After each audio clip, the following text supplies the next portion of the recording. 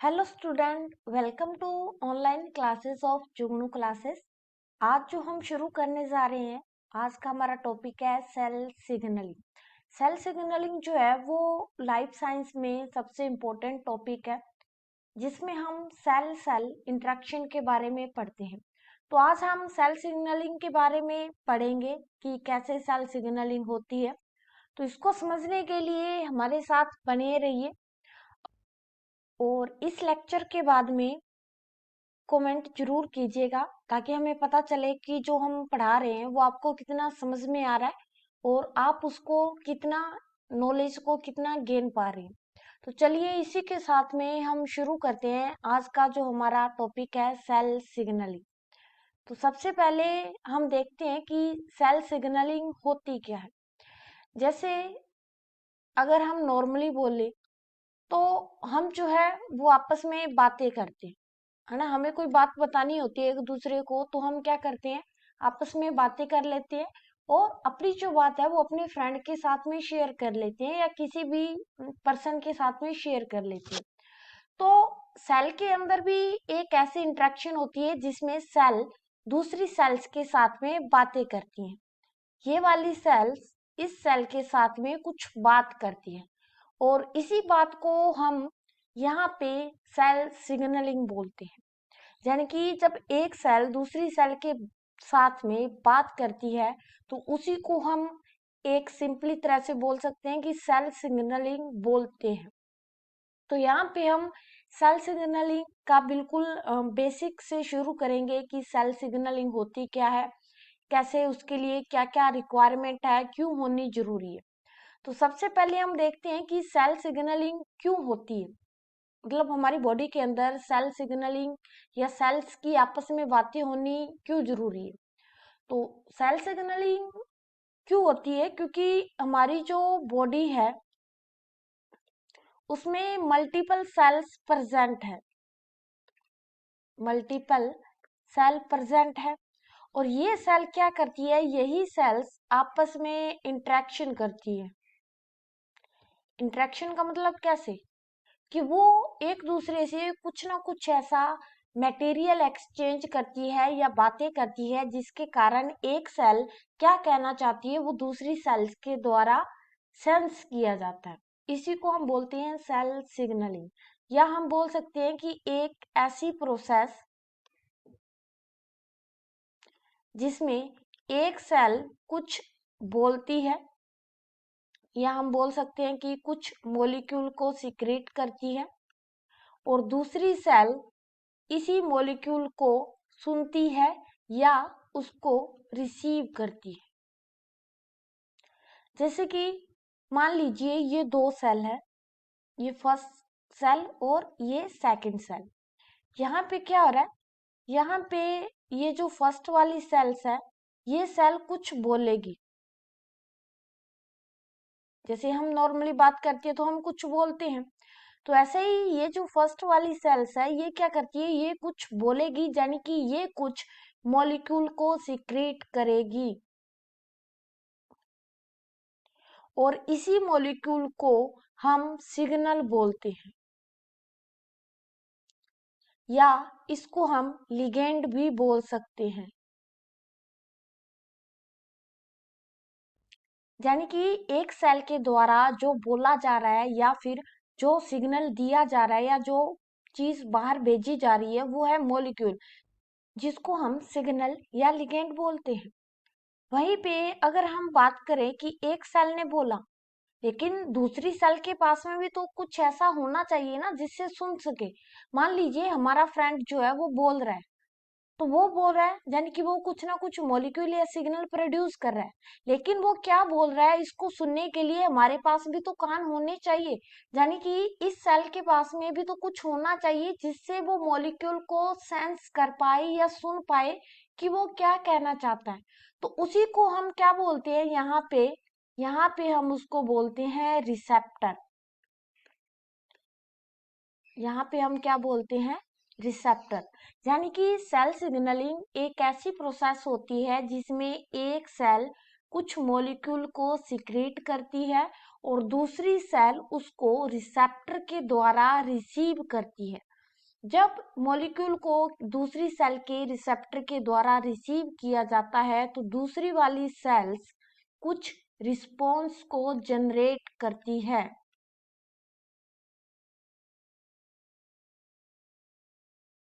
दूसरी सेल्स क्या करेगी? कुछ रिस्पॉन्स जनरेट करेगी। ये रिस्पॉन्स कुछ भी हो सकता है, मे भी हो सकता है कि अगर जस्ट हमारे ऊपर एनालॉजी ले तो हम बोल सकते हैं कि अगर एक इंसान ने या हमारे फ्रेंड ने हमें कोई जोक सुनाया है, जोक दूसरे पर्सन ने सुना या हमने सुना, तो हम क्या कर रहे हैं? हम उसके जोक पे रिस्पॉन्स कर रहे हैं। अगर हमें उसका जोक घटिया लगेगा तो हम क्या बोलेंगे? क्या बेकार जोक था। और अगर बढ़िया लगा तो हम हंसेंगे। तो वैसे ही क्या होता है कि जब एक सेल मॉलिक्यूल को सिक्रीट करती है, दूसरी सेल उसको रिसीव करती है रिसेप्टर के द्वारा, तो वो दूसरी सेल्स कुछ ना कुछ रिस्पॉन्स जनरेट करती हैं। ये रिस्पॉन्स उस सेल की ग्रोथ भी करवा सकता है, उसका प्रोलिफरेशन भी करवा सकता है, या उसका डेवलपमेंट भी करवा सकता है। तो सेल सिग्नलिंग एक ऐसी प्रोसेस है जिसमें एक सेल के द्वारा कुछ मॉलिक्यूल को सिक्रीट किया जाता है, दूसरी सेल्स में जो रिसेप्टर प्रेजेंट है उनके द्वारा उस मॉलिक्यूल को सेंस किया जाता है। फिर दूसरी सेल रिस्पॉन्स देती है। रिस्पॉन्स में भी ग्रोथ, में भी प्रोलिफरेशन, में भी डेवलपमेंट, कुछ भी पॉसिबल हो सकता है जो कि हमें देखने को मिलेगा। उसके बाद में हम बात करते हैं यहाँ पे लिगेंड की। अगर हम लिगेंड की बात करें तो जो लिगेंड है या जो हमारा सिग्नल है, सिग्नल वो पोलर भी हो सकता है, पोलर टाइप का भी हो सकता है, और वो नॉन पोलर टाइप का भी हो सकता है। सबसे पहले हम पोलर की बात करते हैं। पोलर जो होते हैं वो मेनली आप बोल सकते हो कि वो हाइड्रोफिलिक होते हैं। हाइड्रोफिलिक यानी कि वो वाटर लविंग होते हैं, वाटर लविंग होते हैं। और ऐसे लिगेंड के लिए जो रिसेप्टर प्रेजेंट होते हैं, रिसेप्टर वो सेल की सरफेस पे या सेल की प्लाज्मा मेम्ब्रेन पे प्रेजेंट होते हैं। और ये जो ज्यादातर जो पोलर वाले सिग्नल मॉलिक्यूल होते हैं वो साइज में लार्ज होते हैं। इनका जो साइज है वो भी लार्ज होता है और ये वाटर लविंग होते हैं। तो ऐसे सिग्नल मॉलिक्यूल को हम बोलेंगे पोलर। दूसरे टाइप के सिग्नल जो होते हैं वो होते हैं नॉन पोलर। नॉन पोलर यानी कि ये होंगे हाइड्रोफोबिक। हाइड्रोफोबिक वो मॉलिक्यूल होते हैं जिनको वाटर हेटिंग हम बोल सकते हैं। वाटर पसंद नहीं होता इनको, पानी से ये दूर भागते हैं। तो ये क्या करेंगे? ये वाले मॉलिक्यूल जल्दी से प्लाज्मा मेम्ब्रेन को क्रॉस कर जाएंगे। प्लाज्मा मेम्ब्रेन को क्रॉस करने के बाद में ये क्या करेंगे? ये जाके अपने रिसेप्टर से बाइंड हो जाएंगे। तो इनका जो रिसेप्टर है वो सेल मेम्ब्रेन पे ना होके सेल के अंदर प्रेजेंट होता है, इनसाइड सेल। सेल के अंदर कहाँ पे? सेल के अंदर या तो हो सकता है कि वो साइटोसोल के पास हो, साइटोसोल के अंदर हो, या न्यूक्लियस के अंदर हो। हम यहाँ पे साइटोप्लाज्म भी बोल सकते हैं, साइटोप्लाज्म। तो हम बोल सकते हैं कि जो रिसेप्टर है नॉन पोलर के लिए वो साइटोप्लाज्म के अंदर भी हो सकता है, न्यूक्लियस के अंदर भी प्रेजेंट हो सकता है। और ये हाइड्रोफोबिक है, प्लाज्मा मेम्ब्रेन को क्रॉस करके जा सकते हैं। और ये इनका जो नेचर होता है वो ज्यादातर स्टीरोइड होता है। जितने भी स्टीरोइड, चाहे आप हार्मोन पढ़ते हो, वो सारे के सारे क्या होते हैं? वो सारे के सारे नॉन पोलर सिग्नल मॉलिक्यूल होते हैं जो कि प्लाज्मा मेम्ब्रेन को क्रॉस कर जाते हैं। और इनके लिए प्लाज्मा मेम्ब्रेन पे रिसेप्टर का होना भी जरूरी नहीं होता। जैसे कि फॉर एग्जाम्पल अगर हम यहाँ देखें तो मान लीजिए ये वाली एक सेल है इस तरह से, और ये इसकी प्लाज्मा मेम्ब्रेन है, और यहाँ पे अंदर वाली साइड में न्यूक्लियस प्रेजेंट है। तो यहाँ पे हम तीन टाइप के रिसेप्टर बना रहे हैं। पहला जो कि प्लाज्मा मेम्ब्रेन पे प्रेजेंट है, दूसरा रिसेप्टर जो कि साइटोप्लाज्म में प्रेजेंट है, तीसरा रिसेप्टर जो कि न्यूक्लियस के अंदर प्रेजेंट है। अब क्या हुआ, अब सबसे पहले हम पोलर की बात करें कि अगर कोई भी मॉलिक्यूल पोलर है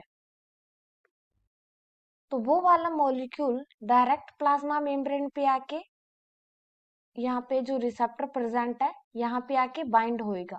वो डायरेक्ट प्लाज्मा मेम्ब्रेन को क्रॉस करके नहीं जा सकता क्योंकि उसका जो नेचर है वो कैसा है, पोलर है। और प्लाज्मा मेम्ब्रेन का जो नेचर होता है वो होता है नॉन पोलर, तो ये क्रॉस करके इसको नहीं जा सकता। तो ये क्या करेगा, ये पहले रिसेप्टर से बाइंड होगा, उसके बाद में रिसेप्टर से बाइंड होने के बाद में यहाँ रिसेप्टर एक्टिव होएगा। रिसेप्टर के एक्टिव होने के बाद में सेल्स के इनर साइड में जो प्रोटीन प्रेजेंट है या सेल्स के अंदर जो रिस्पॉन्स है वो जनरेट होएगा। ये तो बात है नॉन पोलर की। दूसरे, अगर हम देखें कि अगर हमारा जो मॉलिक्यूल है वो पोलर है, उस कंडीशन में क्या होगा। अगर मान लो हमारा मॉलिक्यूल जो है वो नॉन पोलर है तो उस टाइम में क्या होगा, वो प्लाज्मा मेम्ब्रेन को क्रॉस कर सकता है। तो वो क्या करेंगे, वो डायरेक्ट प्लाज्मा मेम्ब्रेन को क्रॉस करेंगे। और अगर जो नॉन पोलर लिगेंड है या सिग्नल मॉलिक्यूल है, इसके लिए रिसेप्टर यहाँ साइटोप्लाज्म में प्रेजेंट है, तो ये इसके साथ में बाइंड हो जाएगा और रिस्पॉन्स जनरेट करेगा। और अगर इसका रिसेप्टर न्यूक्लियस के अंदर प्रेजेंट है तो ये क्या करेगा, ये न्यूक्लियर मेम्ब्रेन को भी क्रॉस कर जाएगा बिना किसी रिसेप्टर के। और अंदर वाली साइड में जो न्यूक्लियस के अंदर साइड में रिसेप्टर प्रेजेंट है इसके साथ में बाइंड होगा और जाके रिस्पॉन्स को जनरेट करेगा। तो इस तरह से लिगेंड जो होते हैं वो दो टाइप के हमें देखने को मिलते हैं, एक तो है पोलर, एक होते हैं जो नॉन पोलर होते हैं। तो ये रिस्पॉन्स को जनरेट करते हैं। तो मे बी आपको लिगेंड वाला समझ में आ गया होगा टॉपिक। उसके बाद में अगला जो हम शुरू करें हैं या अगला जो हमारा टॉपिक है वो है रिसेप्टर। लिगेंड के बारे में देख लिया, अब हमें रिसेप्टर के बारे में भी पता होना चाहिए कि रिसेप्टर एक्चुअली में है क्या, कैसे ये फंक्शन करता है। तो रिसेप्टर जो होते हैं वो मेनली ट्रांस मेम्ब्रेन प्रोटीन होते हैं। Transmembrane protein, transmembrane protein में भी आप लोगों को पता होगा, अगर नहीं भी पता है तो हम यहाँ पे देख लेते हैं कि मान लीजिए ये हमारी प्लाज्मा मेम्ब्रेन है, इस टाइप से प्रेजेंट है। तो प्लाज्मा मेम्ब्रेन के अंदर हमें पता है कि इसमें दो टाइप के प्रोटीन आपको देखने को मिलते हैं जो कि प्लाज्मा मेम्ब्रेन के अंदर प्रेजेंट होते हैं, जिसको आप बोलते हो इंट्रिंसिक प्रोटीन, इस तरह से। और दूसरे जो प्रोटीन हमें देखने को मिलते हैं वो होते हैं पेरिफेरल प्रोटीन। यहाँ पे जो प्रोटीन देखने को मिलेंगे ये है पेरिफेरल, पेरिफेरल प्रोटीन। और ये वाले जो है वो है integral protein, integral protein.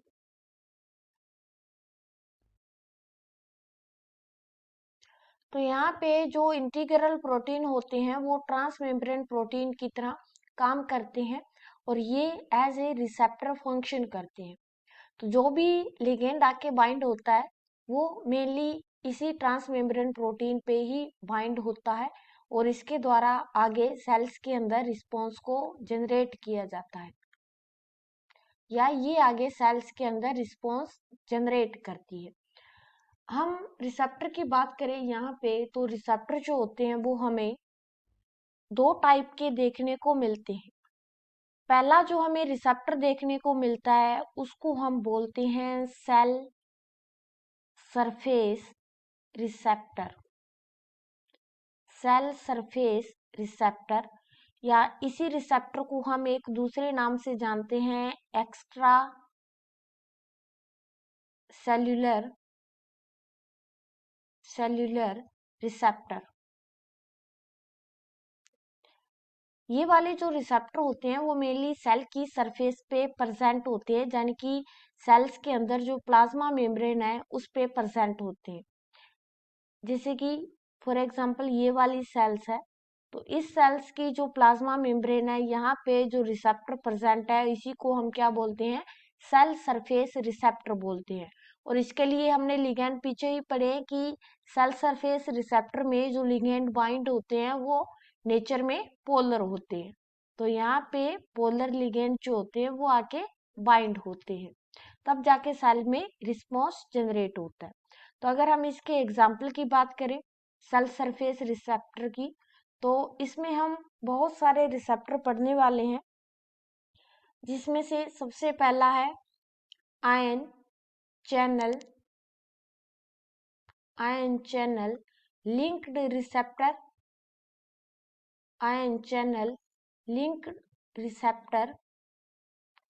Second जो हम इसमें रिसेप्टर पढ़ने वाले हैं वो है जीपीसीआर रिसेप्टर, जीपीसीआर रिसेप्टर। तीसरा जो हम इसमें रिसेप्टर पढ़ते हैं वो है एंजाइम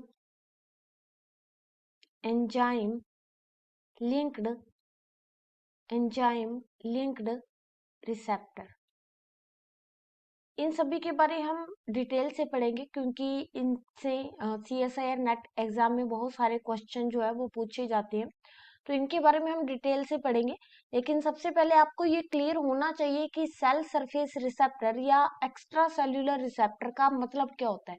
यानी कि ऐसे रिसेप्टर जो कि सेल की आउटर सरफेस पे प्रेजेंट होते हैं, यानी कि सेल की प्लाज्मा मेम्ब्रेन पे प्रेजेंट होते हैं, उनको हम बोलते हैं। और इनके लिए हमें पता है कि लिगेंड किस टाइप के होते हैं, ज्यादातर पोलर होते हैं, जो कि प्लाज्मा मेम्ब्रेन को क्रॉस नहीं कर सकते। सेकंड जो हम रिसेप्टर हमें देखने को मिलते हैं वो होते हैं इंट्रासेल्यूलर रिसेप्टर। इंट्रासेल्यूलर रिसेप्टर यानी कि ऐसे रिसेप्टर जो कि सेल के अंदर वाली साइड में प्रेजेंट है, सेल के इनसाइड में प्रेजेंट है, ऐसे रिसेप्टर को हम क्या बोलेंगे, इंट्रासेल्यूलर रिसेप्टर। पीछे भी जब हमने लिगेंड पढ़े थे उसमें हमने ये बात देखी थी कि मान लीजिए ये सेल्स है, सेल्स के अंदर ये न्यूक्लियस है, तो सेल सरफेस रिसेप्टर तो यहाँ पे प्रेजेंट हो गए सेल की प्लाज्मा मेम्ब्रेन पे। इसके अलावा भी हमने दो टाइप के और रिसेप्टर देखे थे, पहला जो कि साइटोप्लाज्म में प्रेजेंट था, दूसरा जो कि न्यूक्लियस के अंदर प्रेजेंट था। तो इंट्रासेल्यूलर रिसेप्टर में सेल जो रिसेप्टर है वो सेल के अंदर वाली साइड में प्रेजेंट होता है, कहाँ पे, या तो न्यूक्लियस में या फिर साइटोप्लाज्म में। अगर इनके रिसेप्टर अंदर है तो क्या इनके लिगेंड बाहर से आके बाइंड होंगे, या इनके लिए जो सिग्नल आ रहे हैं वो बाहर रुकेंगे, बाहर इनका वेट करेंगे कि हाँ आप बाहर निकलो तब मैं जाके आऊंगा आपके पास, या तब आपके साथ में चिपकूंगा। नहीं, ऐसा नहीं होता ना, क्योंकि उसमें हम क्या देखते हैं कि इसमें जो लिगेंड है वो प्लाज्मा मेम्ब्रेन को क्रॉस करके अंदर आते हैं, यानी कि जो लिगेंड है वो हाइड्रोफोबिक होते हैं और वो अंदर वाली साइड में एंटर कर जाएंगे। यानी कि इसमें जो लिगेंड जो है वो नॉन पोलर है, नॉन पोलर, यानी कि वो प्लाज्मा मेम्ब्रेन को क्रॉस करेंगे। तो इस प्रकार से रिसेप्टर जो होते हैं वो भी हमें दो टाइप के देखने को मिलते हैं, पहला सेल सरफेस रिसेप्टर, दूसरा इंट्रासेल्यूलर रिसेप्टर जो कि न्यूक्लियस में होगा या साइटोप्लाज्म में होगा। और इनके लिए जो लिगेंड है वो प्लाज्मा मेम्ब्रेन को क्रॉस करके आएंगे, डायरेक्टली अंदर आएंगे प्लाज्मा मेम्ब्रेन को क्रॉस करके। तो मे भी उम्मीद करते हैं कि आपको यहाँ तक जितना भी बात बताई गई है, जितनी भी बात यहाँ पे बताई गई है वो सभी आपको क्लियर होंगी। अगर फिर भी आपको कुछ डाउट है तो आप कमेंट कर सकते हैं, पूछ सकते हैं। और वीडियो कैसा लगा इसके लिए भी आप कमेंट कर सकते हैं, ताकि अगर आपको कुछ टॉपिक नहीं समझ में आए हैं तो हम उसको और ज़्यादा बेहतर तरीके से समझाने की कोशिश करेंगे। Thank you.